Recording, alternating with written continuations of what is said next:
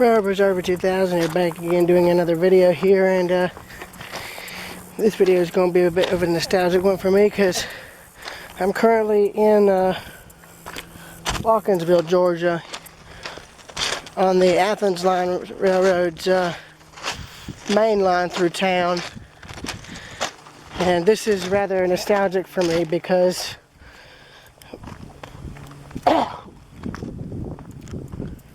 back when I was like 6 or 7 years old, my dad and I would walk these tracks now and again back when he used to live here in town. He's since moved. I mean, that was well over 10 years ago. He's, of course, living in my grandmother's old house on the outskirts of Watkinsville, out in the hinterlands near the river. But he and I would walk down these tracks now and again. There used to be a cement plant over there. They've come in and torn that down recently, and I remember one time when he was and I were here, I remember there was a short freight train parked here. It had one of the Hartwell's locomotives on it, and then there was, I think, a leased Union Pacific locomotive along with it, and behind it was a random assortment of freight cars, which, as you can see, have long since gone now. I've seen a lot of the Athens Line / Hartwell Railroad's storage trains since then, which are just nothing but truck trailer flat cars. That's usually the majority of what you see them store here, is the cars that used to carry truck trailers and cars that carry containers, intermodal containers. That's usually the majority of what they store here. But early on, they used to store center beam flats, high-end flat cars, the kind of flat cars that had the high ends on each end. And then they used to have box cars stored here, old TTX box cars. And I remember early on, there used to be a bunch of old rail and switches and whatnot that they've dumped, that they just, right here, they just dumped it. There used to be right here. Actually, this is it.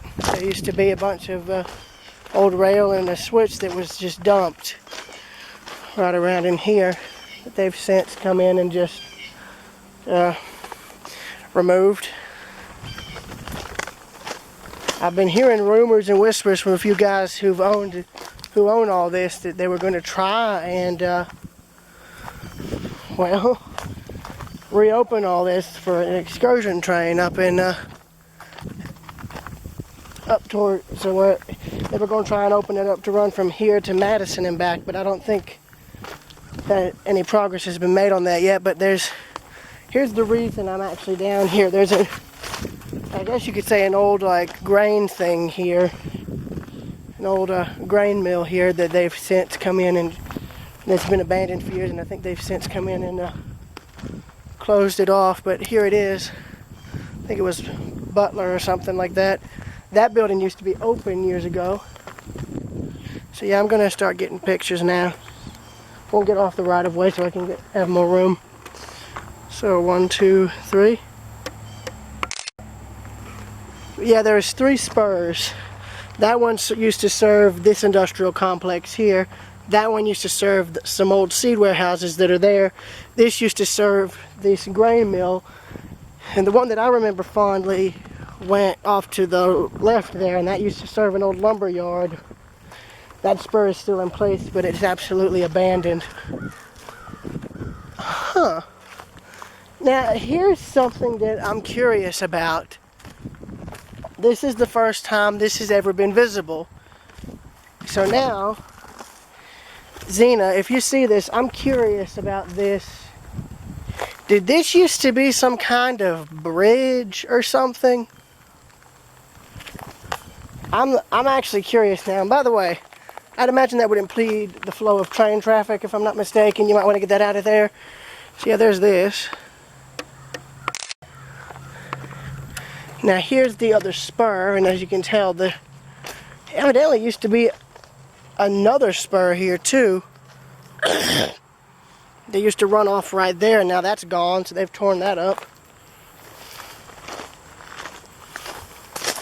Yeah, see, there's the switch stand.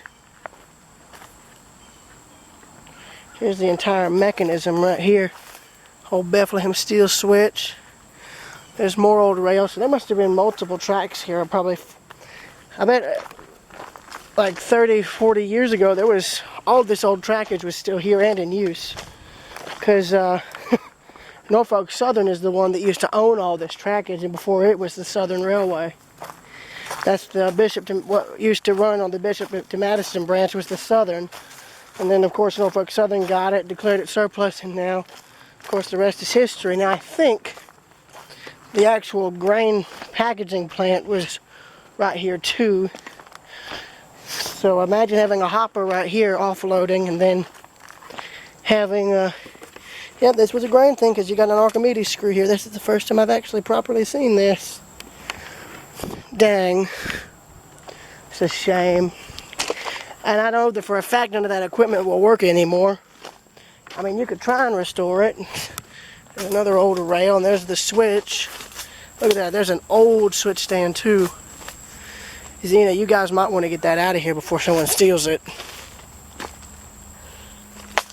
Yeah, so that was the old switch stand for this spur up here. And then here's, I guess, the old packaging plant, which is no longer used. I remember this used to, you could actually go in there, but not anymore. I think somebody owns it now, which is nice.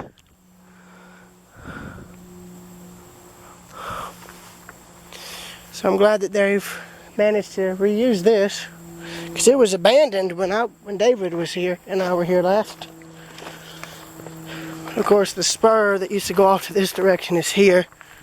You can again see more of the old switch equipment. They've just dumped it off to the side, which is a shame. You've got a frog point there. I mean, all that could get them the railroad a good bit of money, because by God, I know they need it. They do need it, and they need it a lot. I mean, every ounce they need to get this trackage open from Bishop to Madison, and to stabilize this, to actually run stuff on it. It ain't cheap. It cost a pretty good damn penny to revitalize a railroad like this. I mean, look at this. Look at the date on this rail. That says something as to just how old it is. But that's pretty much it. I just wanted to show y'all all this, because this little stretch of railroad track holds a hell of a lot of memories for me.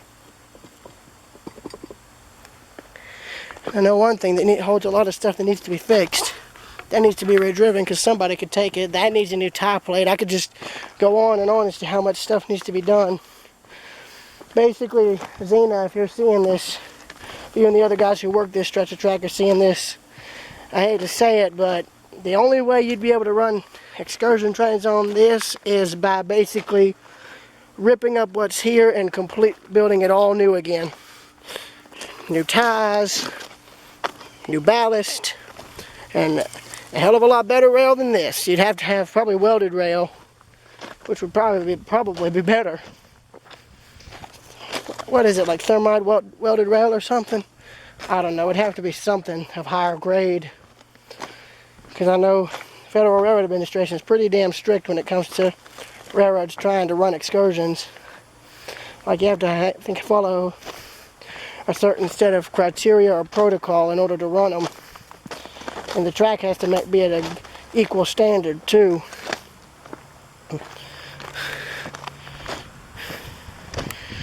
Like, I think you guys, this track would have to be up to Class 2 status in order to actually run an excursion train, if I'm not mistaken. I don't know, but all I know is it's going to take a hell of a lot of work. Hell of a lot of work.